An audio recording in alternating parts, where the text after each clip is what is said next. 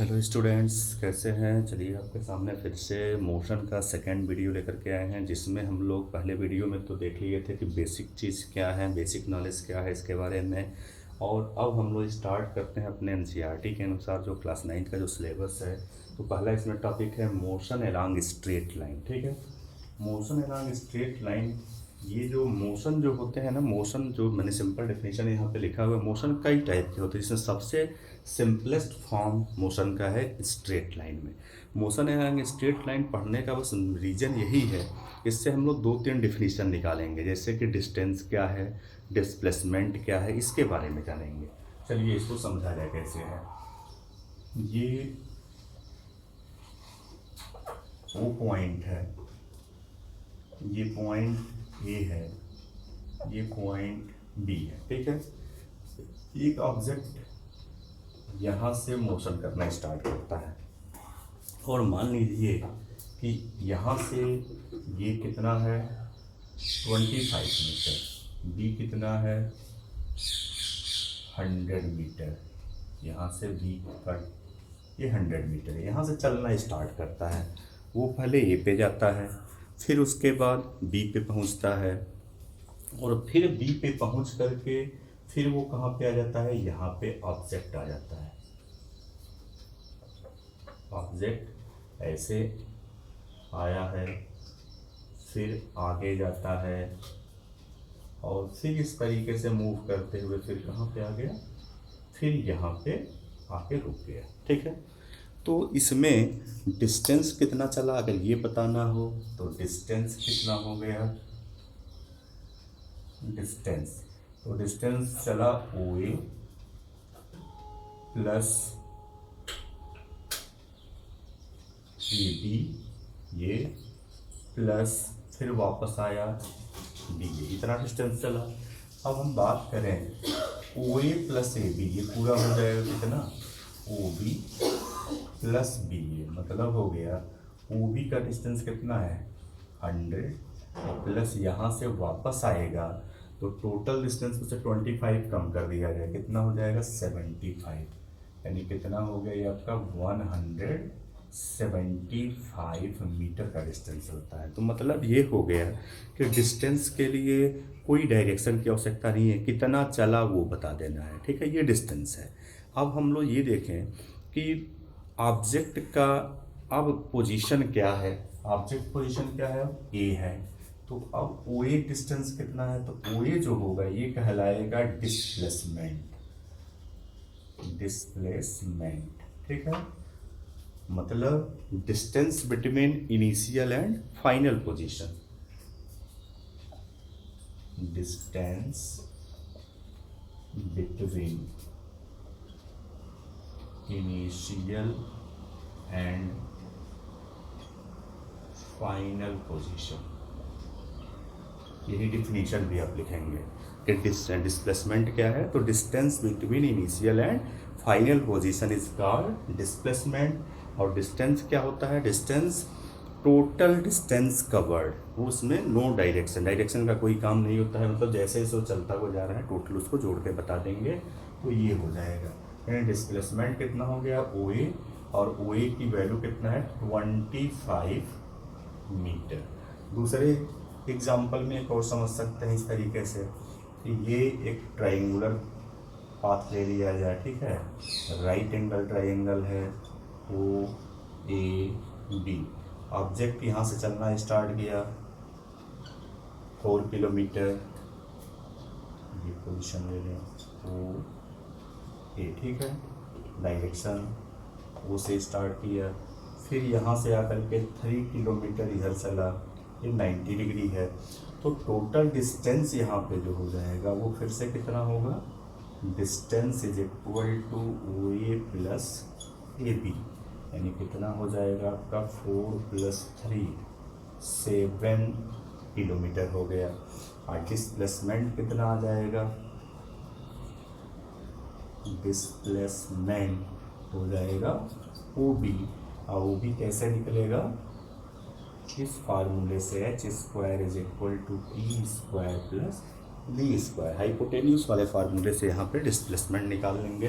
तो ये कितना आ जाएगा इससे निकालेंगे तो आएगा ये 5 किलोमीटर। ठीक है, तो डिस्टेंस और डिस्प्लेसमेंट क्लियर हो गया और ये टॉपिक क्लियर हो गया कि मोशन अलोंग स्ट्रेट लाइन क्या है। यानी स्ट्रेट लाइन में जाने से बस मतलब यही था कि डिस्टेंस क्या होता है और डिस्प्लेसमेंट क्या होता है, ये दो चीज़ हम लोग जान लें।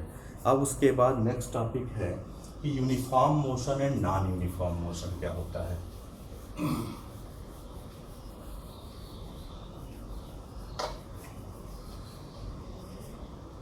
सेकेंड टॉपिक है यहाँ से कि यूनिफॉर्म मोशन क्या है।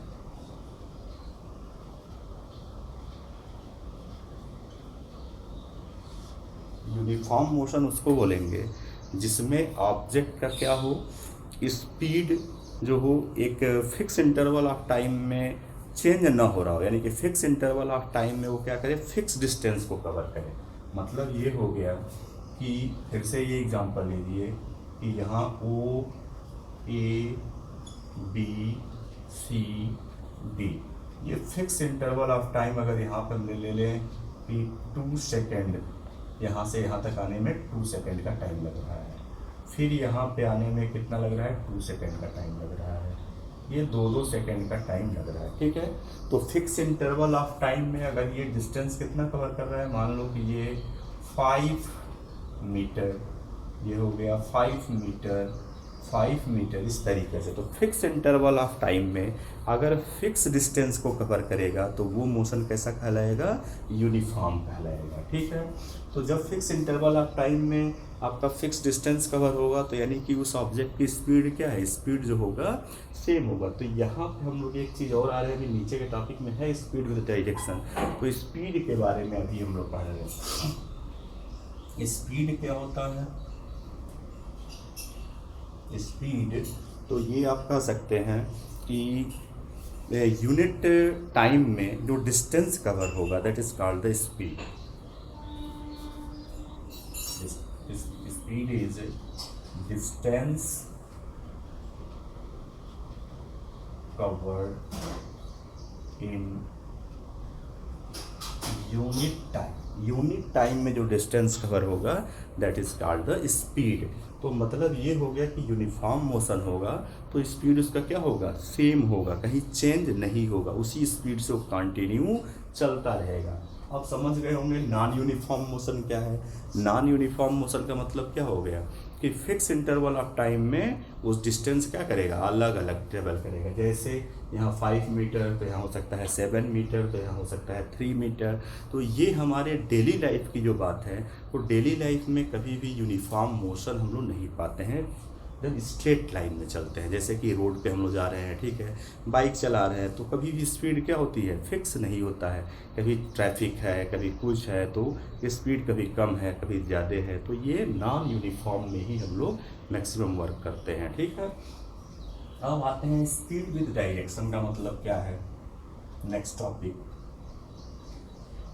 Speed with direction. जब स्पीड डायरेक्शन में जाएंगे तो उसी को क्या बोलेंगे, वेलोसिटी बोलेंगे। ये वेलोसिटी कहलाएगा speed with direction. Speed with direction is called velocity. Speed with direction is called velocity.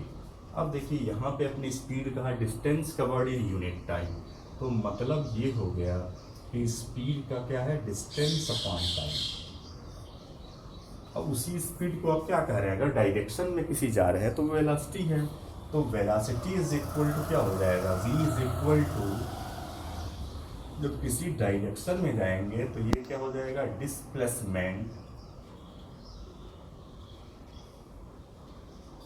Displacement upon time.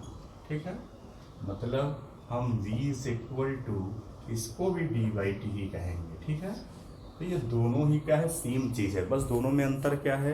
तो स्पीड क्या है, कोई डायरेक्शन में हो सकता है, और वेलोसिटी क्या है, फिक्स डायरेक्शन में जा रहे हैं, that is called the velocity. अब एसआई यूनिट की बात करें, इनका क्या होता है एसआई यूनिट।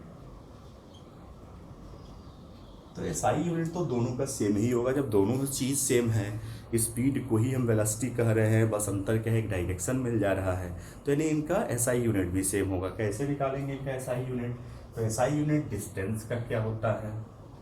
तो डिस्टेंस का होता है मीटर, और टाइम का क्या होता है?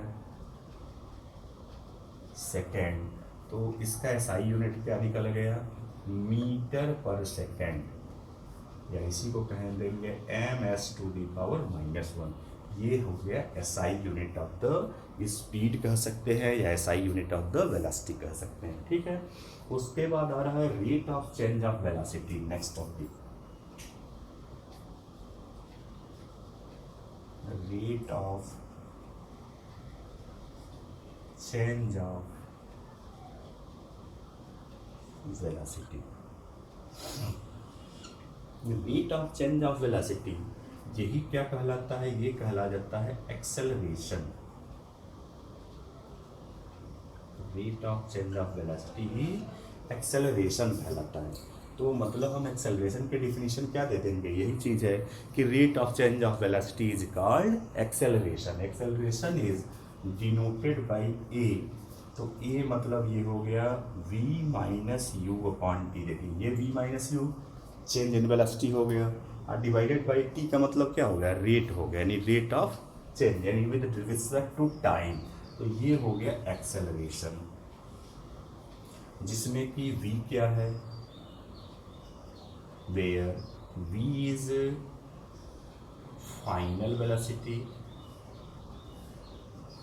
और u क्या है? Initial velocity. Initial velocity. तो इसके एसआई यूनिट के बारे में बात कर लिया जाए कि एसआई यूनिट क्या होगा इसका? एसआई यूनिट जो होगा, तो ये फाइनली हम कह सकते हैं कि a is equal to delta v by t. Delta v का मतलब वही हम ले रहे हैं कि change in the velocity, delta v का चेंज हो गया। ठीक है। तो डेल्टा वी बाई टी, तो वी यानी कि वेलोसिटी, वेलोसिटी का एसआई यूनिट आपने यहाँ पे निकाला है, वो क्या है? ms⁻⁻1, और फिर टाइम है तो उसका सेकेंड हो गया। तो मतलब हम कह सकते हैं कि ms⁻², या कहेंगे मीटर पर सेकेंड स्क्वायर। ये इसका क्या हो गया? एसआई यूनिट हो गया। ठीक है। अब नेक्स्ट टॉपिक आ रहा है graphical representation of the motion. ठीक है। तो यहाँ से हम लोग फिर से नेक्स्ट वीडियो में मिलेंगे, क्योंकि ग्राफिकल रिप्रेजेंटेशन को समझना बहुत वो है, इसमें हम जल्दी में नहीं चाहते कि वीडियो जल्दी जल्दी बन जाए। तो छोटा वीडियो हो जिसको आप आराम से देख भी सकें, फिर नेक्स्ट वीडियो में इसको हम कंटिन्यू करेंगे। तो ये हो गया आपका मोशन का सेकेंड, और इसको आप आराम से थोड़ा सा बैठ जाएंगे, पेन पेपर ले लेंगे, आराम से लिखते हुए चलेंगे, तो आपका नोट्स भी क्या होगा? बन जाएगा। ठीक है। चलिए फिर नेक्स्ट वीडियो में मिलते हैं।